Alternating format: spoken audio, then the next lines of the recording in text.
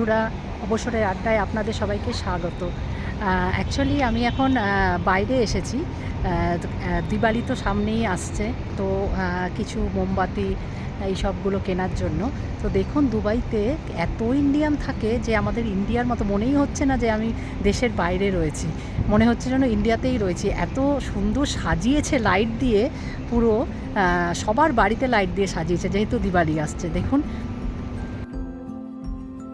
এরপরে আমি চলে গেছিলাম বুর্জমান মলে মার্কেটিংয়ের জন্য, দিওয়ালির মোমবাতি, ঘর সাজানোর জিনিস এইগুলো নেওয়ার জন্য।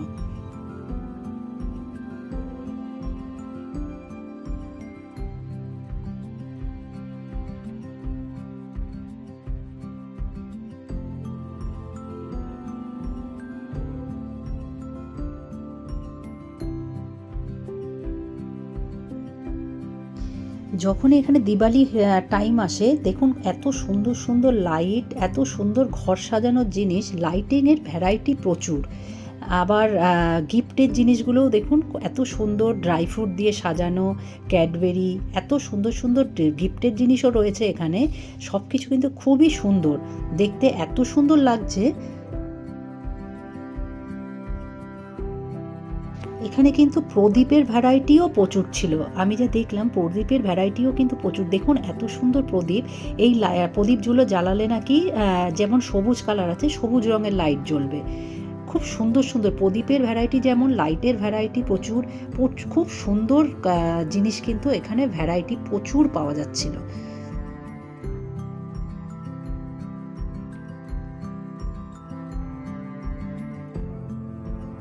সামনে তো আবার হ্যালোউইন আসছে, তার জন্য হ্যালোউইনের জিনিসও, ঘর সাজানো, হ্যালোউইনের সময় যে ঘর সাজানোর জিনিস, সেগুলোও কিন্তু পাওয়া যাচ্ছিল।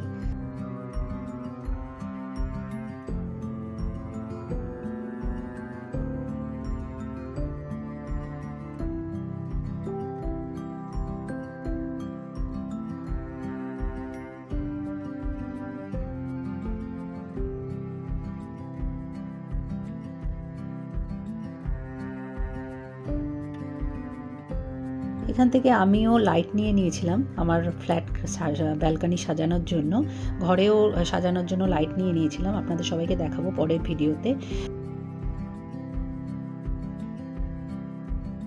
এখানে কিন্তু দিওয়ালির জন্য মলেও কিন্তু সাজানো হয়, মলেও লাইটিং দিয়ে ভ্যারাইটিস রকমের সাজানো হয় কিন্তু।